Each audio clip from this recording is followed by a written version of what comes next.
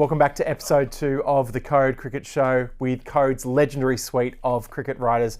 I'm joined here in studio by Ben Horn, down the line by Crash Craddock and Dan Cherney, and we're going to get straight into one of the big topics that's made headlines over the past couple of weeks. Stuart Broad inflamed tensions fairly early. Going to go to you first, Ben. He said this is the worst Australian team since 2010-2011. What do you make of those comments?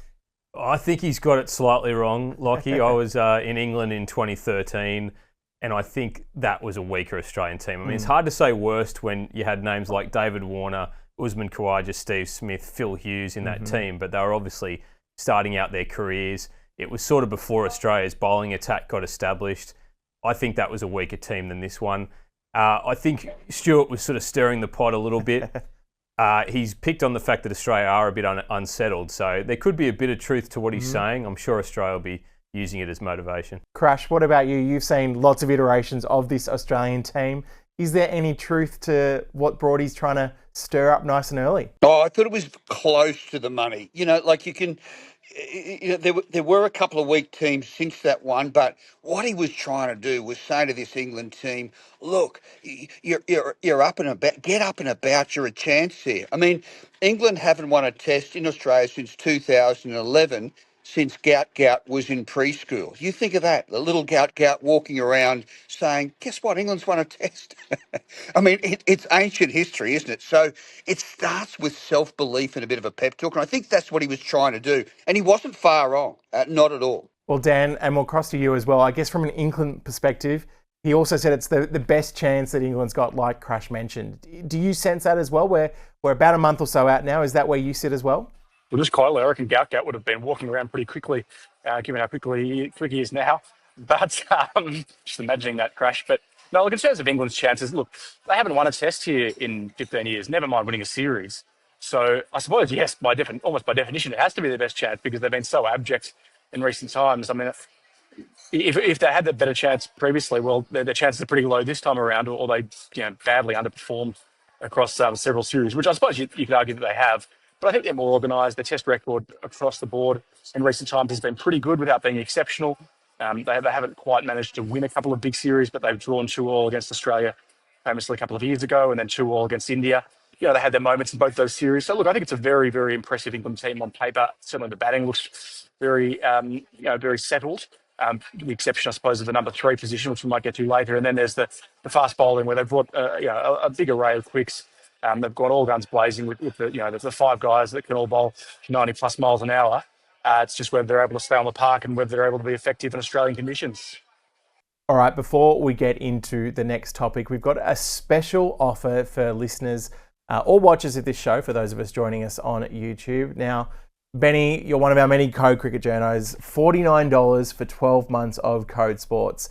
You get your in-depth analysis, you get your behind-the-scenes interviews and access, especially for a big summer coming up. It's not bad value, is it?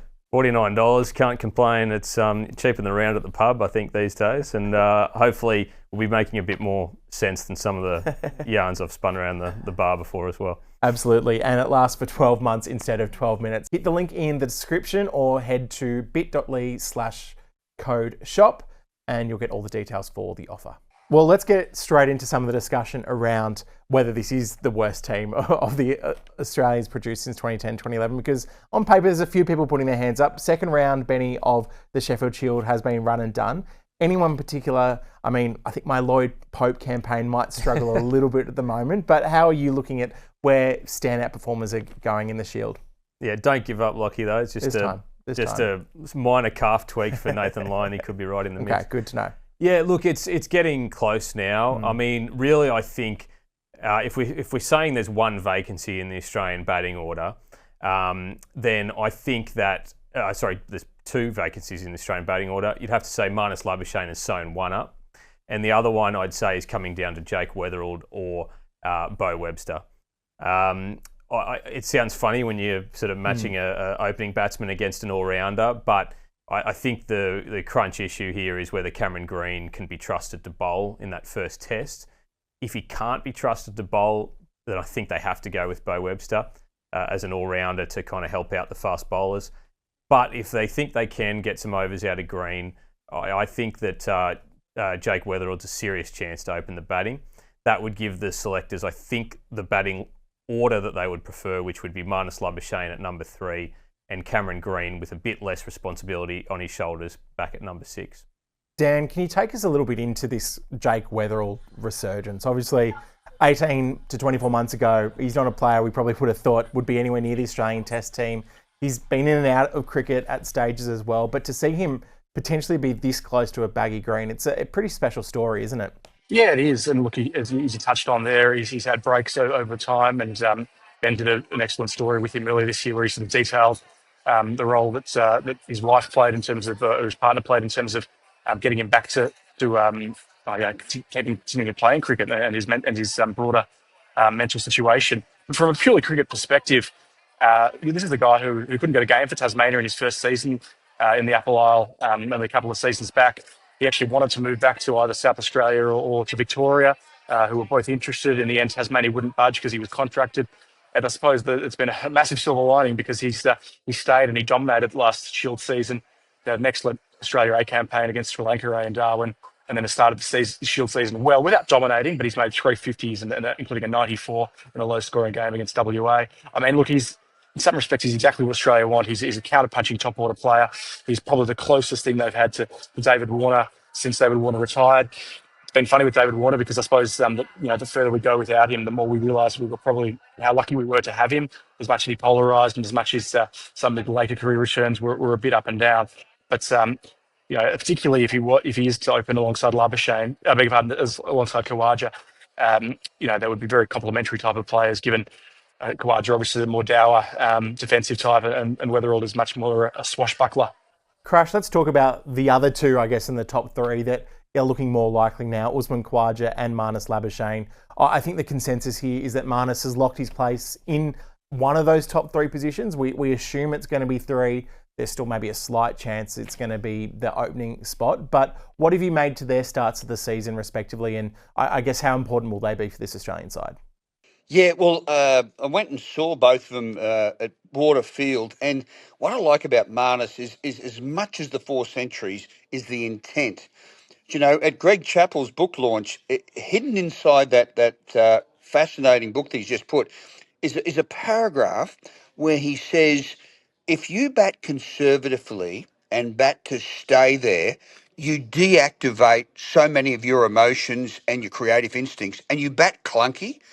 And without even realising, when I was reading it at the cricket the other day, I thought that's what Marnus has been for 2 years, deactivating the sense of attack, and everything was stagnating and clunky. Now he's bounding onto the front foot more. His hands are working, so he's straight in. He's good, no problems. I reckon I got it wrong the other day when we were asked to name our team. I had Marnus opening, Green 3, and Webster 6. If I had to choose the team today, right now, it would be Weatherall opening, Marnus 3, Green 6.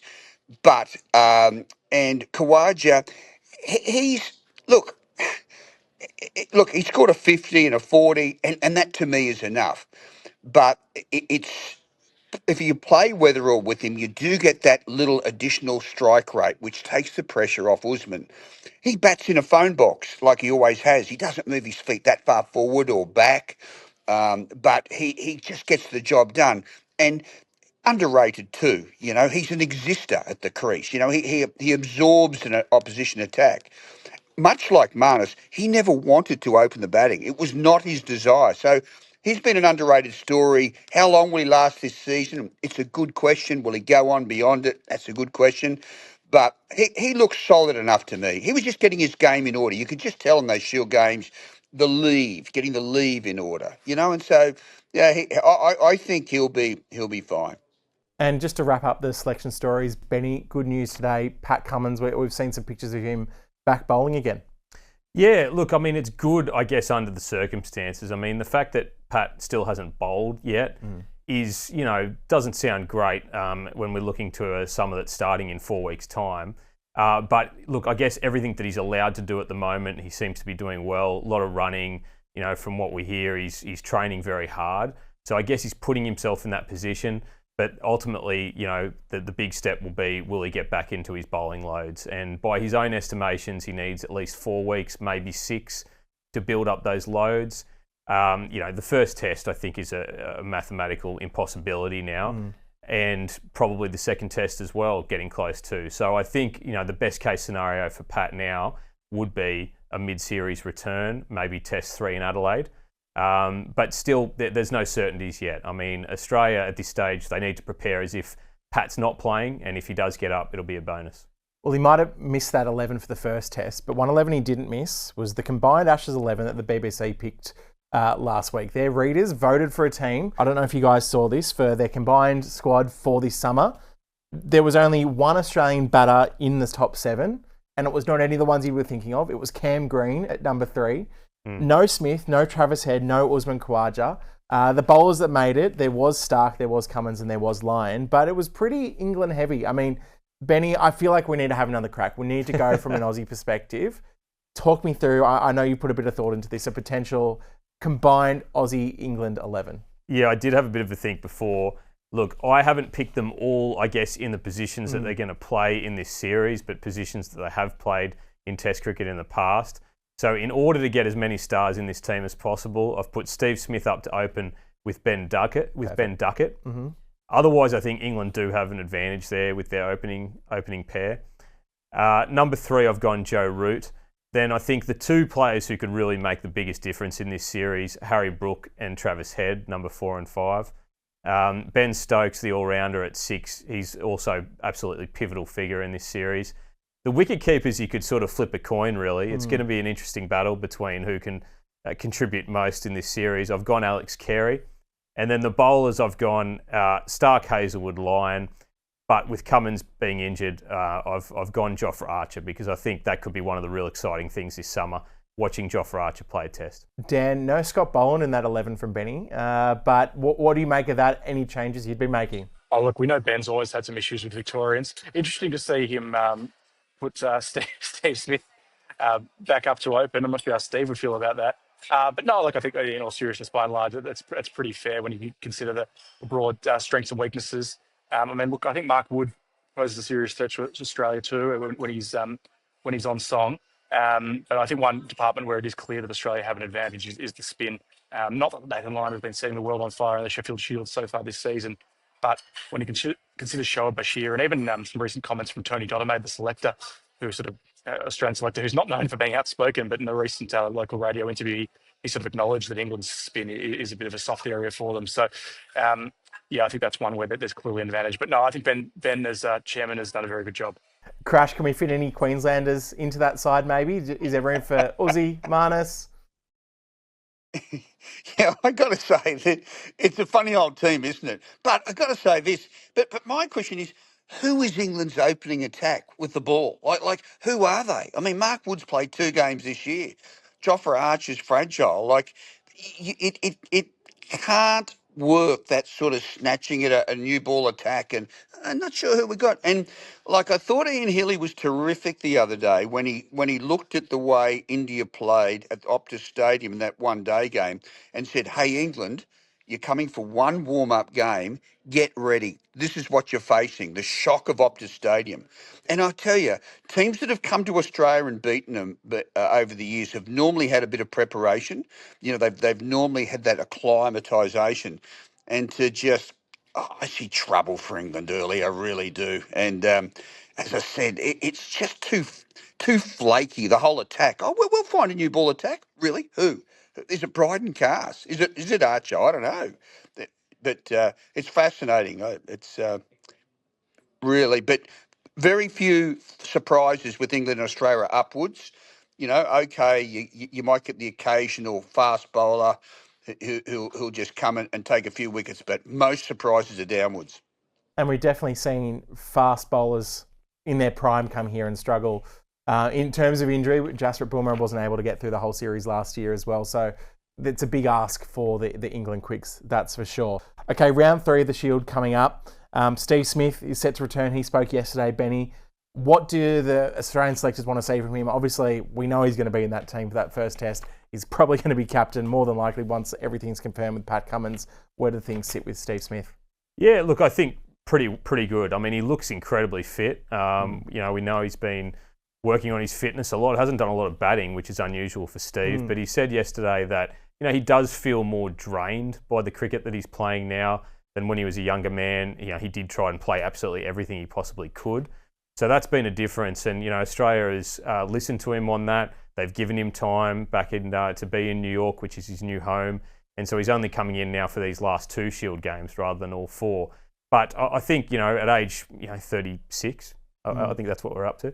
I think that's about right. It's a similar way to how they've managed Usman Khawaja as well. So look, Steve doesn't need to prove anything in these 2 Shield games. If he can make some runs, though, it'd be a huge confidence booster, I think, for Australia to feel that they have their captain, most probably for the first test, really ready to go. And we've seen Steve Smith as a captain lead from the front, and I think that's Australia's best ticket to victory in the first test. The ultimate FIFO cricketer. Just fly in, fly out, just play when he needs, live in New York. Doesn't sound like a bad life. Dan, someone else whose name has gone into the conversation a little bit this week on the back of a little cheeky tweet from Michael Vaughan, Mitch Marsh. There's been talk that he might play at some point in this Ashes series. He said the only way he's going to be watching the Ashes is about 6 beers deep. Do you think this is a realistic chance of Mitch Marsh, the Bison, being involved in this series at any point? Oh, look, Lockie, I would say it's probably got a 5% chance. I'm not saying it's completely out of the realms of possibility. And I think there is a world in which, particularly if Australia's middle order is struggling and are being bombed by England's pace attack and they're being bounced out consistently. And I think Mitch Marsh is an option because he does combat that type of bowling reasonably well and could come in as a bit of a circuit breaker. But I think realistically, he's certainly not their plan A. I don't think he's their plan B. And I think Australia, to be honest, will be in trouble if they have to call upon Mitch Marsh. I think the idea of him opening is close to farcical. He's never opened red ball cricket before. When he was going well in the Test team and there was an opening position up for grabs, he didn't want to bar it, let alone when he, on the back of being dropped from the Test side. He's not going to be available as a bowler. He's not bowling at all anymore. Even just the way he batted, he's been imperious in recent times in white ball cricket, but even just the way he was cramping after 30 or 40 balls the other night.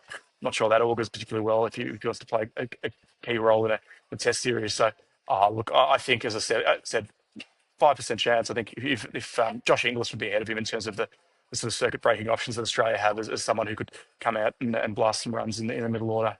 Just bring him in for the Sydney Test when there's inevitably going to be a rain delay. Get him in on the air drums again like he did in that the Test series. I think that was ultimate Mitch Marsh material for this summer. Well, one thing though, Lockie, is no one had Sam Konstas playing last summer against India.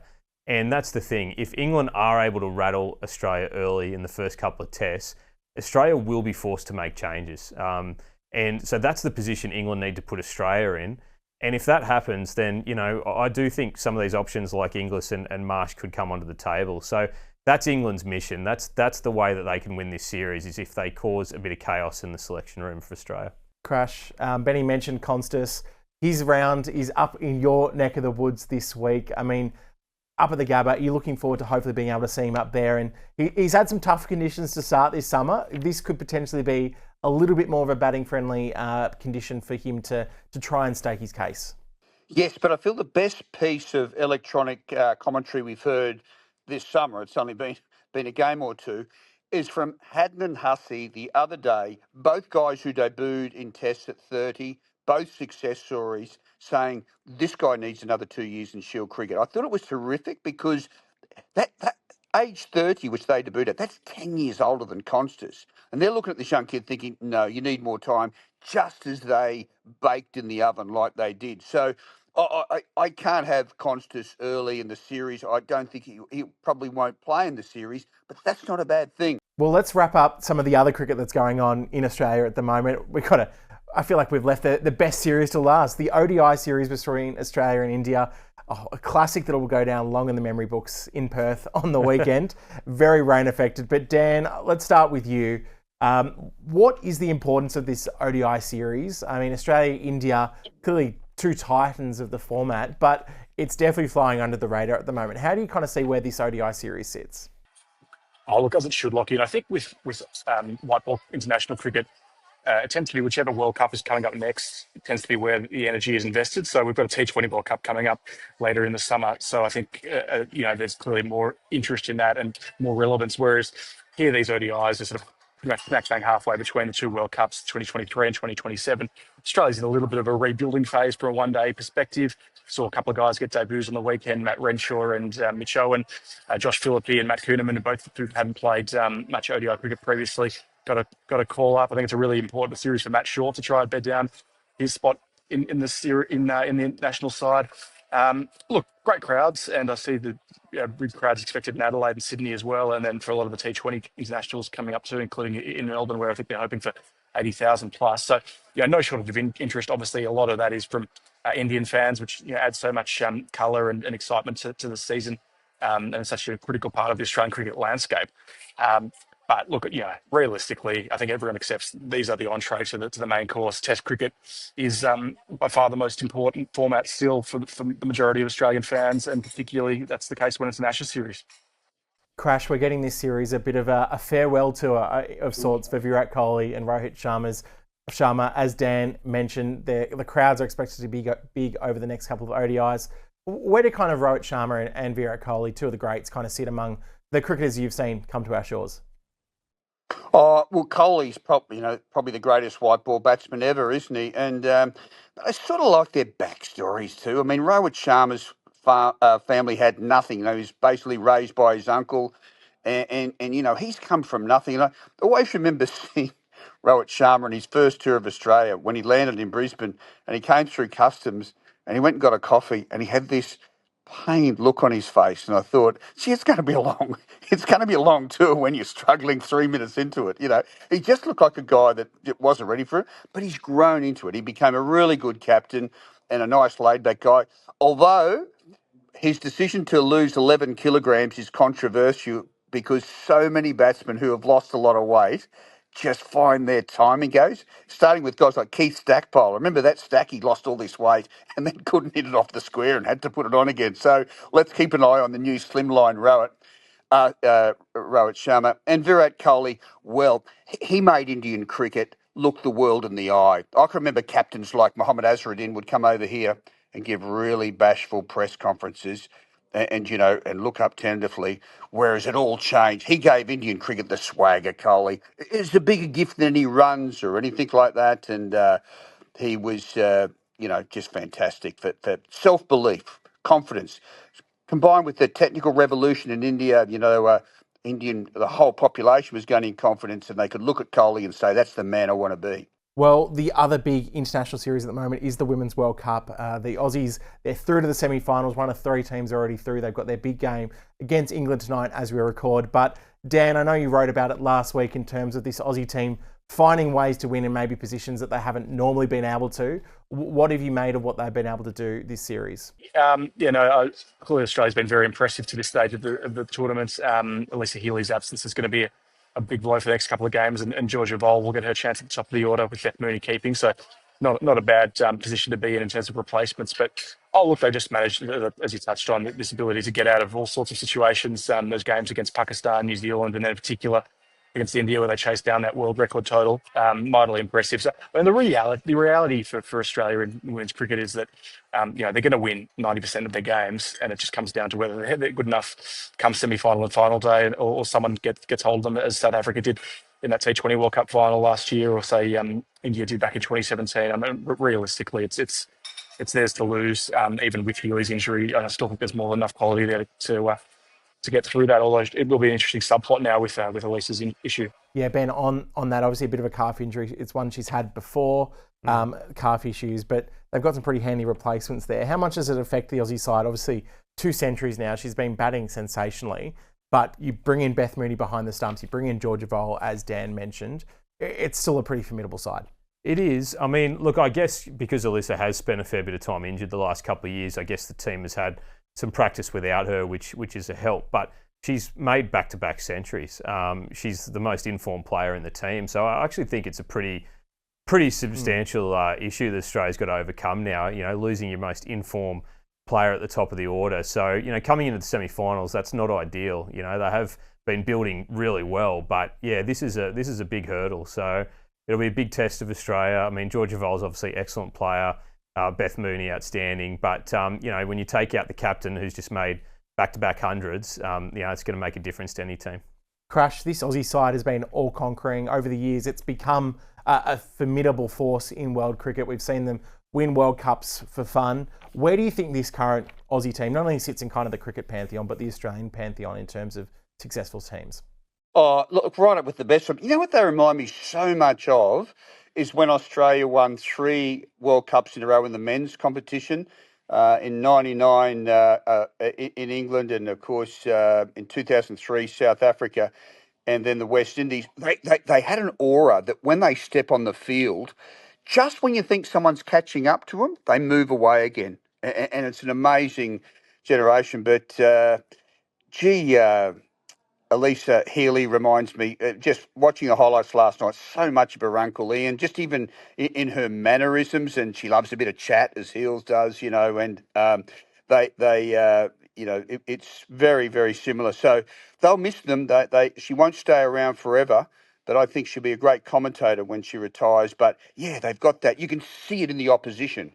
They get close to them on the field and they almost wobble and that's what you call an aura. Those men's teams around the turn of the century had it. They've got it now, the women. Let's go quickly around one word. Dan, do they win the World Cup from here? Yes. Benny? Yes. Crash? I think so. We'll take that. Make sure you're following on with the next generation of the Aussie players of that women's team, currently playing in the T20 Spring Challenge as well. Laura Harris, maybe not next gen, but 48 off 20 balls, playing for the Thunder, her new colours yesterday, 4 sixes in a row. Meg Lanning, a name you might have heard of. Maybe she's got a bit of promise, 70-odd not out for the Stars as well. So there's some good players there, some next gen. Brisbane Heat bowler, Bonnie Berry as well, 4 wickets against the Renegades. So plenty to look forward to with the next gen of Australian cricket as well. That's all for our Code Cricket Show for episode 2. Still a big summer to go, plenty of storylines, plenty of talking points, and you can catch them all on Code Sports. We're going to have a special offer, $49 subscription for the next 12 months. So make sure you get on it. Thank you, Crash. Thank you, Dan. Thank you, Ben. And we'll catch you next week.